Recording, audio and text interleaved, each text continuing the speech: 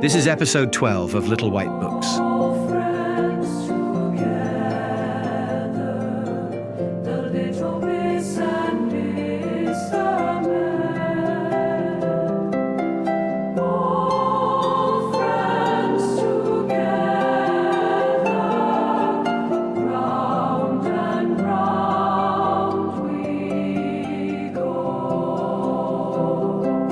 As we begin to approach the end of the story, we must first go all the way back to the very beginning, to Mr. Snow. We didn't arrive by bus. We each had our way. Like all snowmen, I started as a growing snowball. Then, with a head, hat, and scarf, I was ready. My first memory was Santa Claus.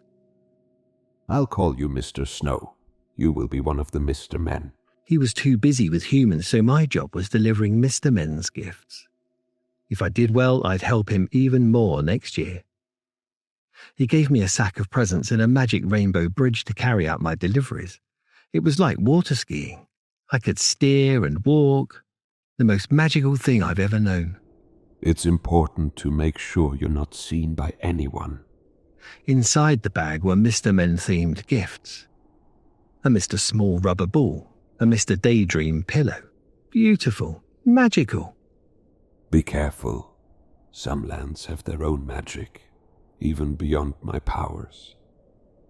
I set off, starting with Tiddletown in Dillydale, then on to Wobble and Big Town. Everything went smoothly, so I headed south towards Topsy-Turvy Land. I was proud to be trusted by my creator, but when I arrived, something went wrong. The rainbow bridge wouldn't land, it hovered too high. If I jumped, I'd never get back up. I called for help, hoping Santa would hear me, but it wasn't Santa who answered, it was Mr. Topsy-Turvy. Oh dear, dear, dear, someone is going to be very cross with you. He looked up and waved. I called down, "Look away! You're not meant to see me." But it was too late.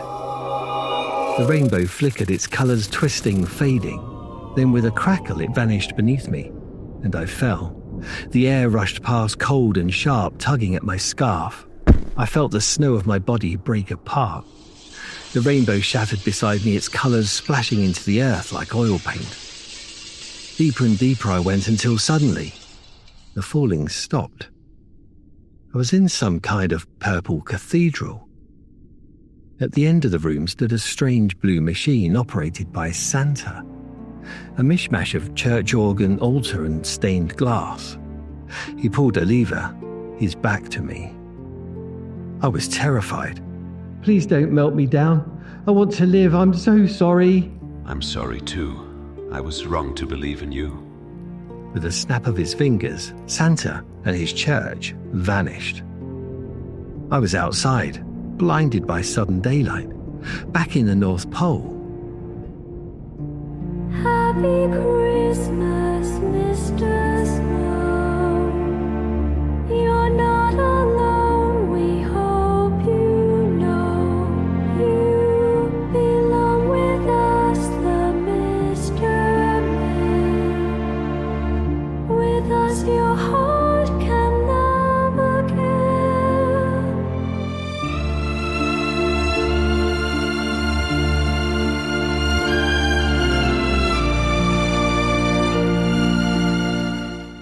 I walked to Coldland, knowing another of my kind would be there. Nice to meet you. I'm Mr. Sneeze. Hello, Mr. Sneeze. Nice to meet you too. Sorry I can't shake your hand. I explained everything. What happened, what I knew about magic, Santa, the toys I was meant to deliver. But Sneeze frowned. He didn't understand. He didn't even know what magic was. Let's go down to Happy Land, and I'll introduce you to Mr. Happy, a friend of mine, like you. He thought I was making it up, like when you tell a dream and someone just nods, letting you talk. Doubt crept in. Had I imagined it all? Maybe I was just a snowman. Maybe there was no Santa Claus. I remember the walk. It took a few days back then, from the North Pole to Happy Land. It was good to have a friend. But as we walked further south, Mr. Snow started to melt. He was determined not to turn back. I told him I had the power to sneeze him back home, but he told me I shouldn't use magic in case something went wrong. Even now, he doesn't use his magic, doesn't trust himself with it. There's always a price. Don't go, Mr. Snow. Instead, we went to Nonsense Land and Happy came up to us. It was different in those days. Mr. Silly made us a cake and Daydream sang us some songs. Happy times. All friends together. We all loved Mr. Snow, but each of us understood he was a bit special, different. His early days had hurt him, and deep down, he felt rejected. This became apparent the following Christmas. Then Santa sent 25 books. A note read, "Try again." I opened mine. It was about a newcomer called Mr. Christmas. He was shaped like a Christmas tree, a green triangle in a Santa hat. He looked more like one of us than I did. His job, just like mine the year before, was to deliver Christmas gifts to the Mr. Men. I wondered, was I just paving the way? And then what? Worst of all, the book called him Santa's nephew. How could I compete with that? I found Mr. Snow outside, his tears melting his cheeks. We called Happy, and soon he arrived with Tickle, Impossible, Daydream, and Silly. We tried to cheer Snow up, but the gathering quickly turned into a meeting to discuss Mr. Christmas. Mr. Impossible wanted to know how one of the Mr. Men could be a relation. The book had said Santa was his uncle, and yet he's not one of the Mr. Men himself. How did that work? Happy, however, saw a bigger problem. If he had made Mr. Snow, could Santa undo him too? On Christmas Eve, we headed to the South Pole to find out. Please, if Santa sees me, he'll melt me. This is just a trick to get me there. Please don't make me go. We'll keep you safe, always. Mr. Christmas was tiny, knee-high to Santa like Strong once was. Just look at him. He's following behind Santa like a little dog. Is that what you want from your life, Mr. Snow? Doing what you're told? We're not obedient little pets. We're Mr. Men. Happy stepped forward to speak, but Santa turned, his face twisted in fury. Mr. Man. A chill ran through me and I struggled to breathe. I knew him, but from where? Had he made me too, like Mr. Snow? Before Happy could say a word, Santa pulled a wand from his sleeve and fired a spell at us. It missed, striking Mr. Christmas instead, knocking him out. Then, without a word, Santa vanished, abandoning his little helper. Santa had tried to curse me, maybe even undo me. I never knew he was so full of rage. I never knew he was the wizard who'd attacked the Mr. Men. How could I have come from him? I am love and joy. He was anger and pain, pretending to be good. A monster. Go home, Snow. We'll take it from here. That's how Mr. Small got involved. Yeah, Happy called me. He had a problem, you see, and if you read the books, you'll know. Beneath his house there was tunnels, stairs and a door. That's where Mr. Miserable came from, if you believe the books. Now I don't. I'm Red Team. We're not idiots. But back then, when he was all new, Happy was small, as small as me. Small enough to go in and bring Miserable out. He needed me to get in there. I was the only one small enough. There's a whole city under there. Mr. Christmas could give Christmas presents to all the worms. They'd love that. So they'd caught him in a box, and it was my job to take him underground. I never saw him, mind. I heard him crying, calling out. He told me his uncle would punish me. Yeah, whatever, mate. So I got him down there, yeah? But there was no city, no underground kingdom, no city of worms. It was just a room, a single room, green wallpaper, a stall, exactly like in the book. So I locked the door and walked away. Job's done. Now Happy, now he owed me a favour. Please let me out. I'm scared. At the New Year's party, Happy said Mr. Christmas was living happily in Worm City. He was settled. The worms loved him. He said I could call him if I wanted. I decided not to. Maybe deep down I knew. When the third wave came, so did the Worm City. Strong said it hadn't existed before. I asked him to find out, but the worms had never heard of Mr. Christmas. I'd done a terrible thing. I'd helped Happy undo someone. Guilt weighed on me, dragging me down. My snow wasn't as white, streaked with dirt. I was no better than Santa. When I found out, a year or two later, I went down to Happyland to speak to Happy. He told me he'd shrunk himself down so he could visit Mr. Christmas underground. Lies. Happy had undone another of us. I didn't blame Mr. Snow. Maybe I should have, but he was still my best friend.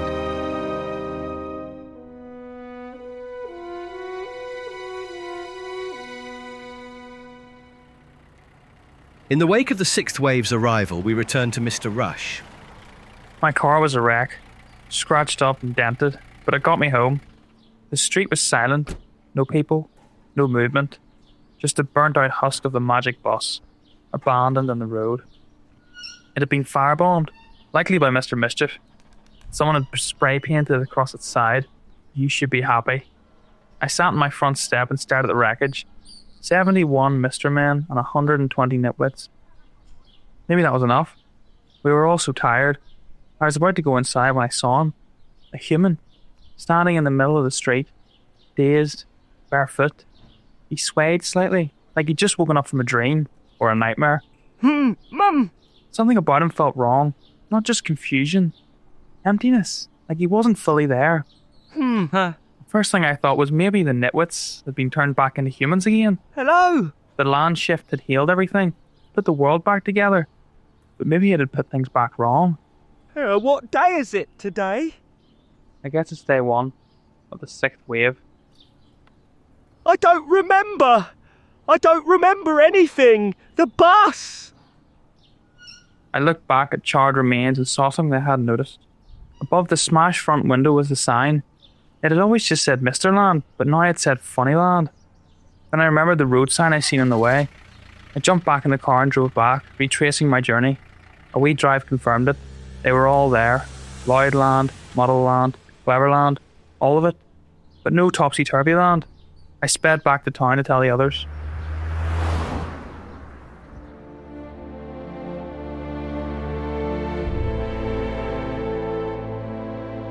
This is Mr. Snooty. I stood at the edge of my ruined estate, watching the sixth wave survivors huddle together, too scared to leave, too broken to hope.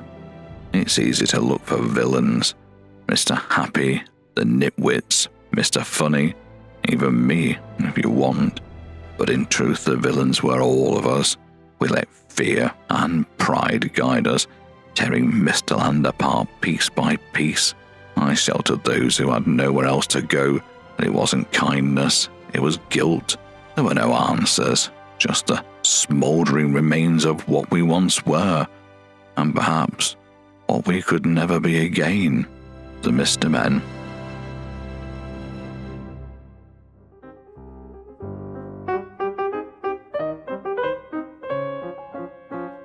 The land shift didn't just redraw the map, it redrew the balance of power. I'm the revolution, but not you. But not you. Oh, welcome all are needed, but not you. But not you. There's a meeting at the hall tonight, come through. Everyone's invited, but not you. With Happy's grip faltering, Miss Bossy stepped in, claiming to represent the silent majority and launching what she called a realignment. Ironically, it began by excluding a great many, including Mr. Quiet. Here they are. Me hope was that if we organised ourselves, we could do some real good. But you have to fight for what's right. People like Happy won't give up power easily. Why would they? There was a town hall meeting which was meant to be about the land shift, but a lot of us weren't allowed to attend. I think it was red team and blue team only. I'm not in a team because I'm a kind of golden yellow colour. Not you! Members only! Isn't there going to be an important announcement? Go to Miss Neat's meeting where you normally go. Library, that way. Speak your mind, of course you can. Then jail. Raise a hand, ask a question. Straight to jail. There's freedom in the fair regime, it's true. For everyone who agrees, not you. You. The Mr. Land bus. Destroyed. Who would do such a thing? How very mischievous. And by fire, no less. Most distressing. When I heard about it from the comfort of my prison cell, I was genuinely moved. You see, I was something of a pioneer. The first ever arrested by Miss Bossy. The first sentenced by Mr. Strong in his grand courtroom, and the first to be greeted personally by our ever-charming prison governor, Mr. Dizzy. My cell? A private suite. A true home away from home. Secure, undisturbed. By then, of course, true professionals like myself were a rarity. And let me be perfectly clear. Every assignment I undertook was on behalf of Mr. Happy himself. Typically funded by Mr. Snooty, relayed to me by Miss Naughty. Oh, the details very interesting, aren't they? But these new political prisoners, not like me, stirring trouble, speaking out against our benefactor. Disgraceful. Worse still, they were overcrowding my prison, eating my food, treating the place like some sort of hotel. Acts of dissent against Mr. Land? After everything we built? Oh, and I also heard the most expensive car in Mr. Land was vandalized. Tragic. Though, now that I think about it, how exactly did his owner afford such a luxury? I got to the town hall and tried to get in. Told Bossy all the old lands were back. That the land shift had sorted Mr. Land out, but she wasn't having it. Said I was trying to start trouble. Next thing I know, she's dragging me into the courthouse, plonks me in front of Mr. Strong, the judge, and just like that, the charge has changed. Speeding. Aye, dead on. Speaking here is the Mr. Land librarian, Miss Neat, along with her reading club regulars, Mr. Slow, Mr. Quiet, and Mr. Jelly. I was arrested for possessing the contraband books.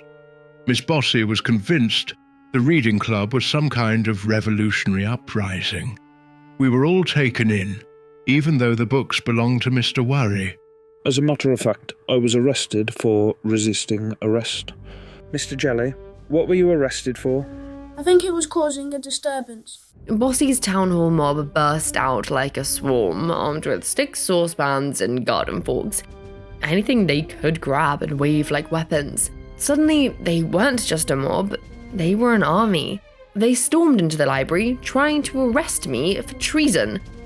Of course, it all boiled down to what Bossy called the majority consensus, which really just meant whatever she decided, and everyone else went along with it.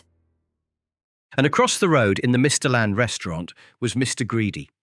Oh yeah, she tried the same stunt with me, but I told her my dining club and Miss Neat's reading club were the same affiliation. And all 44 of us were loyal supporters of Happy. And he'd be very cross if he heard about this. He hates violence. It's a very human sort of behaviour. You know what I mean? I went to Bossy and explained she was right to demand a consensus, but it should come from talking things through. Ideally, over a 7-course meal. You know, proper all dayer. Democratic dining.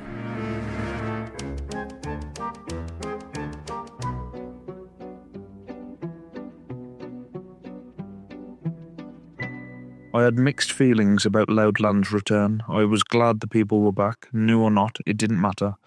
During the purge, I kept my little Miss Loud book. She should have been patriarch, but I suppose Happy undid her. I told Mr. Dizzy what I thought was best, and he agreed and helped us. So we all started a prison riot. It was a bit noisy, actually, but it was the right thing to do. This from a surprisingly unlikely prison warden, Mr. Small. Oh no. No. I didn't support Happy. Not at all. I worked for Miss Bossy. Not him. No. Sure, she started under him, but that changed. Yeah, we all worked for her. The red team and the blue team together. We were the good guys. We were the good guys. And those people in their cells? They were good too. We let them out. But justice, fairness, well, for that, I went to the captain of the red team himself, Mr. Strong. A good magistrate is like the chairman of the board. He holds court by ensuring everyone gets their chance to speak without influencing what they say. You have to be very strong-willed or they'll walk all over you. But it's all about teamwork, and Bossy is very good at arresting people. We need to arrest Happy for the murder of Mr. Topsy-Turvy. Oh, don't worry about me. No one undid me at all. Quite the opposite, actually.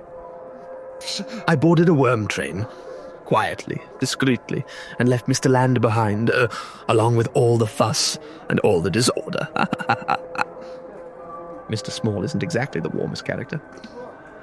But I gave him a few biscuits, and an envelope marked private. And just like that, he was more than happy to spread the tale that I'd been toppled by Happy.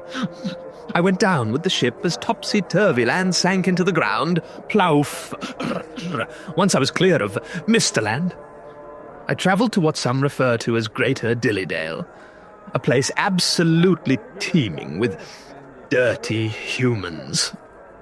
I didn't feel the need to explain that their entire presence was only possible thanks to my earlier land work. That kind of context tends to go unappreciated. They're only human. Then I hopped on a boring human train. No worms, no magic, just the usual clacking, and a man called Gary eating something tragic out of tinfoil. I considered Paris like Mr. Nonsense, but in the end I thought, pourquoi pas? Egypt.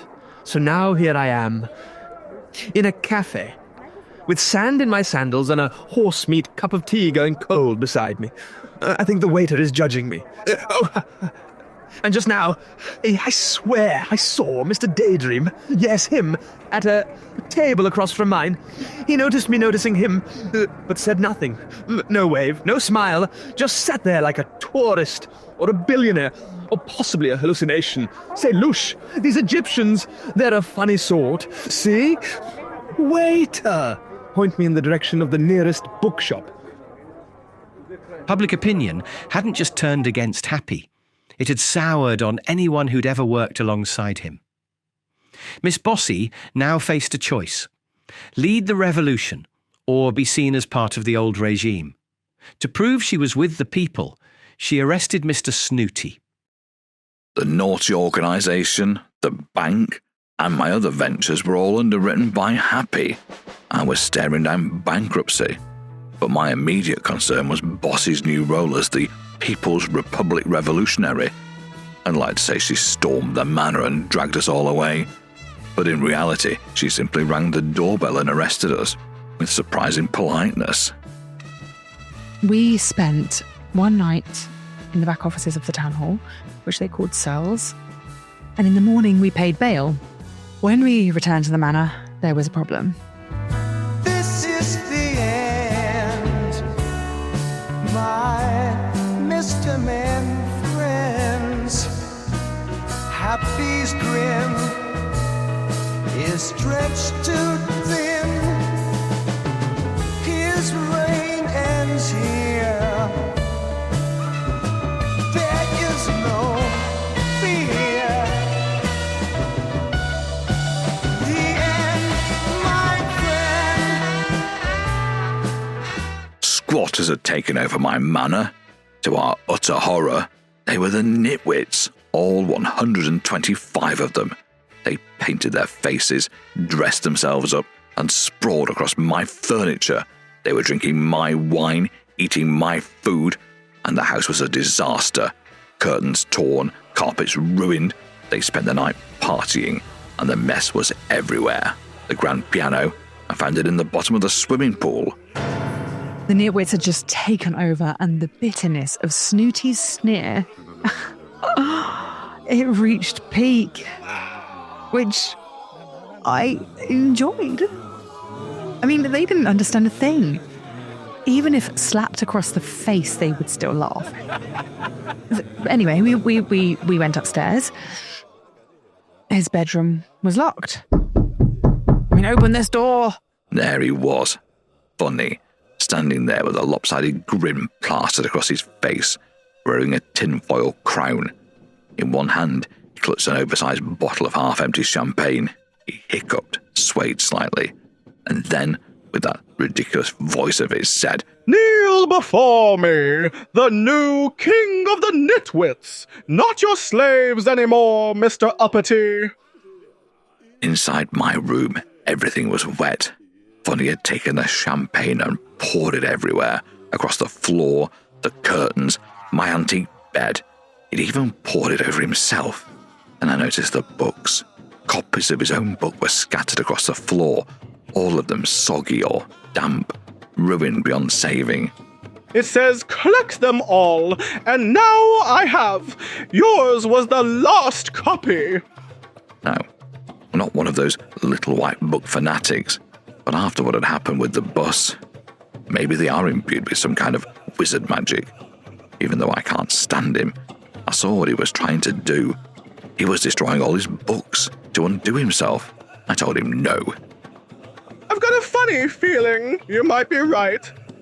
And even though Snooty seemed quite happy when the nitwits were going to fade away, the idea that Mr. Men could was just unthinkable to him.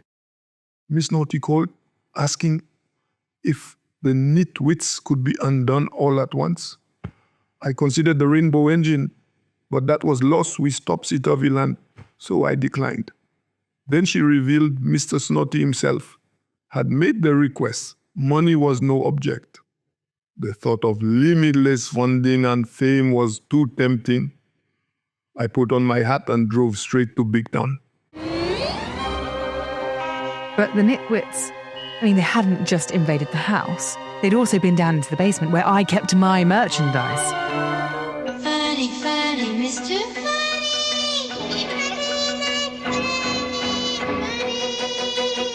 When I am undone, each nitwit will light a candle for me. Die no might, or might not. They are the only Mr. Men who care. They're not Mr. Men, they're human. Then I noticed Mr. Clever standing in the doorway. Good afternoon.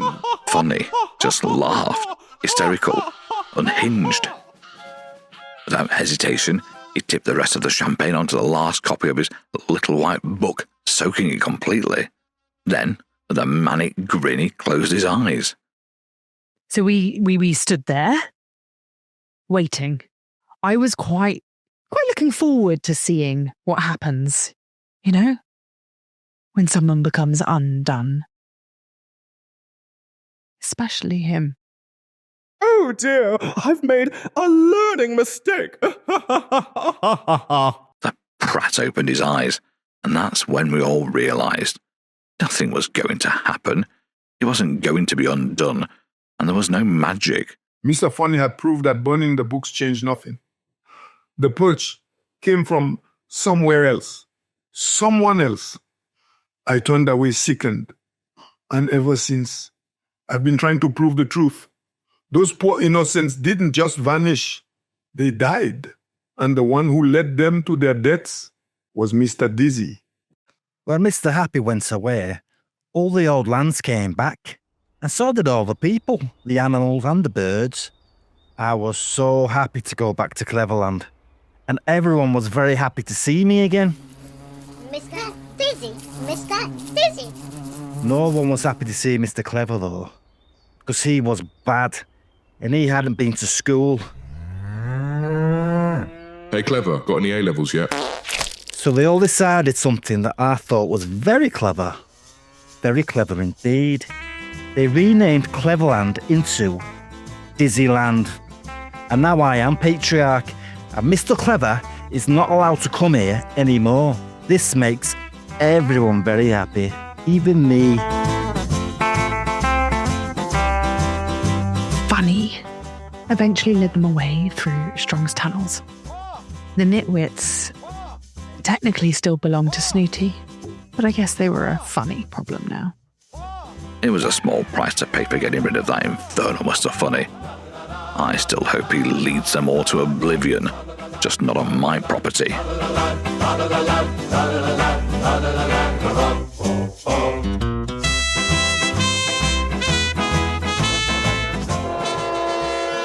Final call for the 4:45 express train to Funnyland. 125 tickets to Funnyland, please. And for me, 1 open return.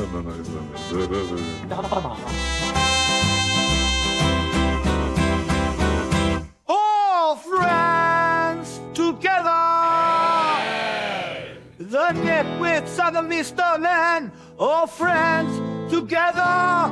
To Funnyland we go! Follow Mr. Funny for a funny time, and on with the show! In episode 12 of Little White Books, Mr. Snow was performed by Flute the Voice, Miss Naughty was played by Velenzia Spearpoint, and Mr. Snooty was Pete McGiffen. Joining them was Mike Morris as Mr. Small, Jordan Wistuba was Mischief, Nicola Proctor was Miss Bossy, Ellen Forrest as Miss Neat, Pete Hazell was Mr. Greedy, Paul Walsh played Mr. Dizzy, and Michael M. was Mr. Rush. This production is unofficial and not connected to, approved by, or licensed by the rights holders of the Mr. Men and Little Miss characters. Mr. Men and Little Miss are trademarks of THOIP, a Sanrio company. All rights to the original characters and stories belong to them. You'll also hear versions of the theme song, All Friends Together, throughout the series. The original was written by Dave Cook. The Mr. Men and Little Miss characters were originally created by Roger Hargreaves. The books are published in the UK by Farshawe and in France by Hachette Jeunesse.